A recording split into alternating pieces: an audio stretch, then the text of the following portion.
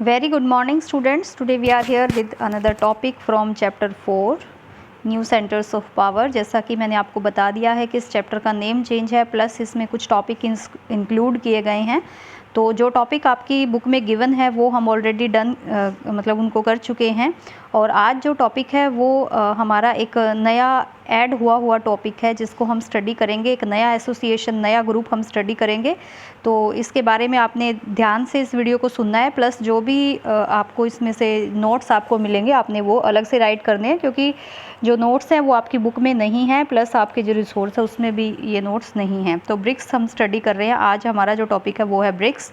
BRICS जो है ये 5 देशों से मिलकर बना हुआ एक ग्रुप है। B4 यहाँ पर हम देखें तो इनकी शॉर्ट फॉर्म दी हुई है, जिसमें हम इसको देखते हैं। B4 Brazil, R4 Russia, I4 India, C4 China and S4 south Africa. तो ये फ्लैग के साथ जो है मेंशन है ये पांचों देश।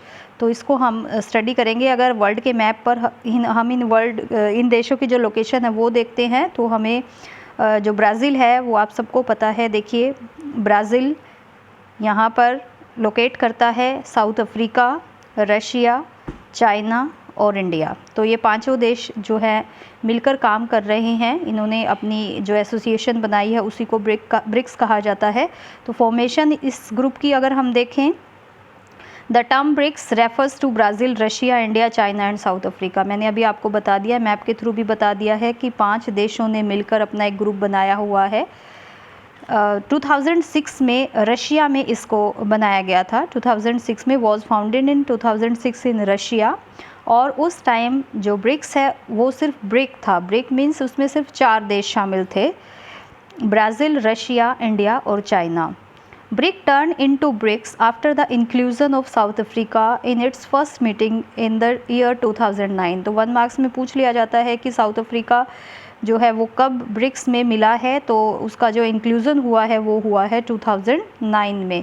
तो उसी के साथ जो ब्रिक है वो ब्रिक्स बन गया और ये 5 देश जो है इसमें शामिल हो गए।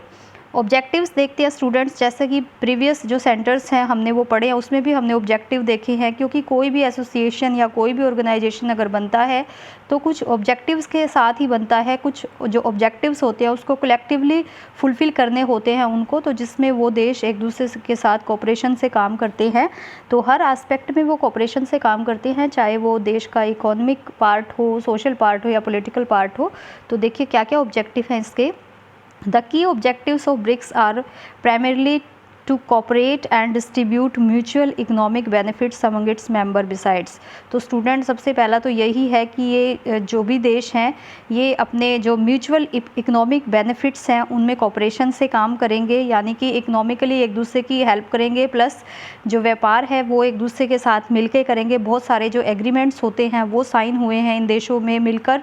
और जो इकोनॉमिक कंडीशन है एक दूसरे देश की वहाँ पर जो उसको सुधारने में या इन्वेस्टमेंट करने में, तो ये पांचों ही देश आपस में ये सब काम जो है वो मिलकर कर रहे हैं।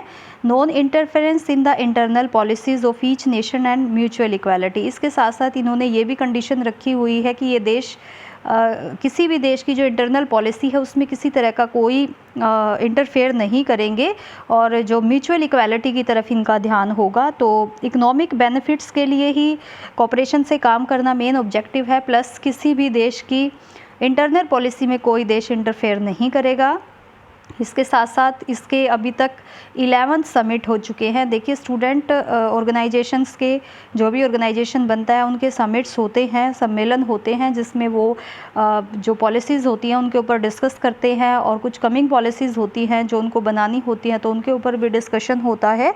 तो या कोई इशू क्रिएट हो गया है देशों के बीच में या कुछ भी ऐसी चीज़ हो गई है तो सब चीज़ों के ऊपर ये लोग जो है मिलकर अपनी अंडरस्टैंडिंग बनाते हैं। तो 11th conference of the BRICS concluded in Brazil in 2019 chaired by Brazilian जो प्रेसिडेंट थे ज़ैर बोल्सोनारो। ये जो है ब्राज़ील के प्रेसिडेंट थे, इन्होंने इसको कंडक्ट किया था। तो 11th समिट जो है ब्रिक्स का वो ब्राज़ील में 2019 में हुआ था।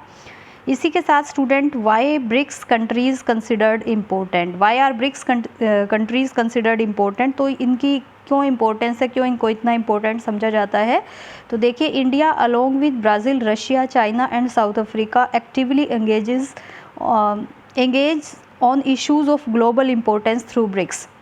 देखिए, ब्रिक्स के थ्रू ही जो ब्राज़ील है, रशिया, चाइना और साउथ अफ्रीका और इंडिया है, वो जो ग्लोबल इश्यूज़ होते हैं, जो भी वैश्विक स्तर पर जो भी प्रॉब्लम्स है, उनमें सब कलेक्टिवली पार्टिसिपेट कर रहे हैं अपना। तो इससे ग्लोबल इम्पोर्टेंस जो है वो बढ़ती है देशों की, क्योंकि सबके जब कुछ देशों के व्यूज़ जो है किसी एक प्रॉब्लम पे मिलते हैं तो वो एक स्ट्रेंथ मिलती है। सपोज़ करो, अगर टेररिज्म को ही अगर हम देखें, आतंकवाद एक बहुत बड़ा चैलेंज जो है वर्ल्ड के सामने है, अगर कुछ स्ट्रॉन्ग कंट्रीज़ उसमें इकट्ठा आकर अपनी म्यूचुअल अंडरस्टैंडिंग दिखाते हैं तो उससे उस प्रॉब्लम के जो अगेंस्ट है वो लड़ा जा सकता है। कलेक्टिवली जो एक स्ट्रगल उसके अगेंस्ट किया जा सकता है, चाहे कोई भी प्रॉब्लम जो है वर्ल्ड में अराइज़ हो।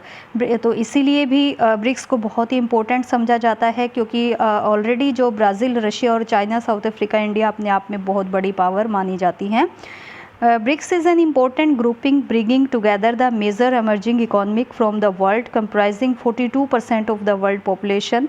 देखिए स्टूडेंट, जो ब्रिक्स के जितने भी देश हैं वो बहुत बड़ी इकोनॉमी के रूप में इमर्ज हुए हैं, ये हम सब जानते हैं, क्योंकि बहुत बड़े बड़े देश हैं सारे।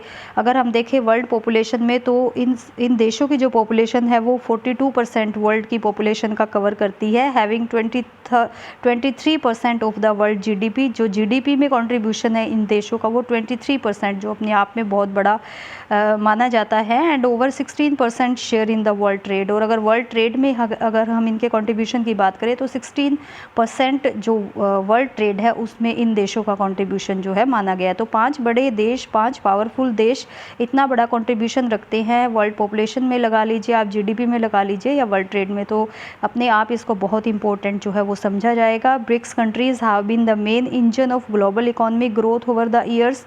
जो ब्रिक्स कंट्री हैं वो ग्लोबल इकोनॉमिक ग्रोथ का मेन इंजन माने जाते हैं, एक तरह से इकोनॉमी को एक स्ट्रेंथ इन्होंने दी है। At the same time BRICS has merge as a major factor in a peaceful, prosperous and multi polar world. और इसके साथ साथ जो ब्रिक्स है वो एक इस तरीके से भी मर्ज हुआ है कि पीसफुली जो है वर्ल्ड में पीस को बनाने के लिए, यानी शांतिपूर्ण माहौल बनाने में, prosperous and multi polar world जो है एक बहुत अच्छा वर्ल्ड बनाने में। और मल्टी पोलर मीन्स होता है कि जिसमें बहुत सारे जो देश है वो मिलकर काम करें, किसी एक पावर को ज़्यादा जो है कोई एक पावर अपने डोमिनेंस में ना हो। तो इसको एक चैलेंज देता हुआ ये ब्रिक्स एक बहुत ही पावरफुल जो ग्रुप के फॉर्म में मर्ज हुआ है। तो ये बहुत ही अच्छा ऑब्जेक्टिव इसका माना जाता है और इस वजह से ब्रिक्स को एक अच्छे ऑर्गेनाइजेशन के रूप में कंसिडर किया जाता है। तो स्टूडेंट, बहुत सारे टॉपिक्स जो है जब समिट्स होते हैं, इनके सम्मेलन होते हैं, तो बहुत सारे टॉपिक्स, बहुत सारे इश्यूज़ होते हैं जो ग्लोबल इम्पोर्टेंस को देखते हुए बहुत सारे इश्यूज़ के ऊपर जो लीडर्स होते हैं इन देशों के वो डिस्कस करते हैं। तो क्या क्या इश्यूज़ हैं ये पूछ लिया जाता है क्वेश्चन इसमें से।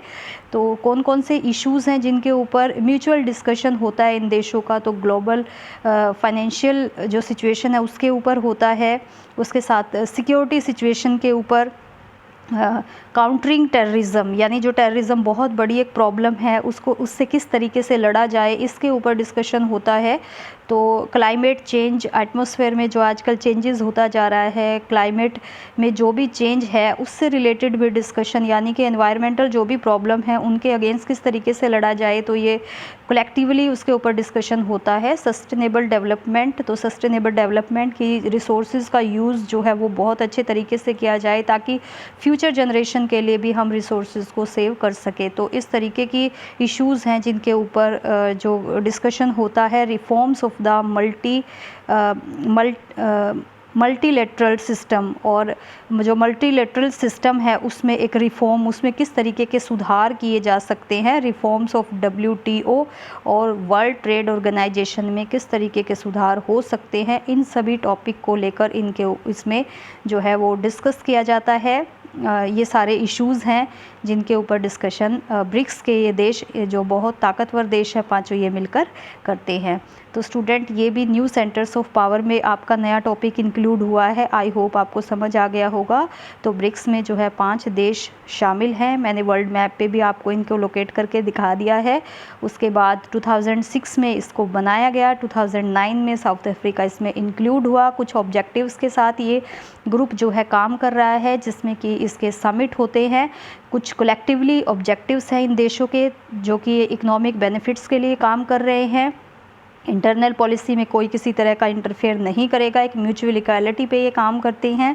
उसके साथ साथ इसको बहुत इंपॉर्टेंट इसलिए समझा जाता है क्योंकि वर्ल्ड के 5 जो मेजर पावरफुल देश हैं वो इसमें शामिल हैं, जिसमें कि वर्ल्ड पॉपुलेशन 42% कवर कर रहा है और जीडीपी में भी काफ़ी बड़ा और वर्ल्ड ट्रेड में काफ़ी बड़ा कंट्रीब्यूशन ये देश अपना देते हैं। और काफ़ी सारे जो इश्यूज़ हैं उसके ऊपर इनमें डिस्कशन होता है इन देशों में, जिसमें टेररिज्म, काउंटरिंग टेररिज्म जो है वो बहुत मेन माना जाता है। तो स्टूडेंट आई होप आपको ये टॉपिक समझ आ गया होगा। वीडियो को बहुत ध्यान से आपने सुनना है, प्लस अगर आपको इससे और भी कोई इम्पोर्टेंट जो पॉइंट्स हैं इनके बारे में अगर आपको नेट से सर्च करके आप अपनी नोटबुक में अच्छे से नोट्स इसके प्रिपेयर कर सकते हो। अदरवाइज़ ये जो नोट्स हैं ये आप अपनी नोटबुक में ज़रूर राइट करेंगे। Thank you so much.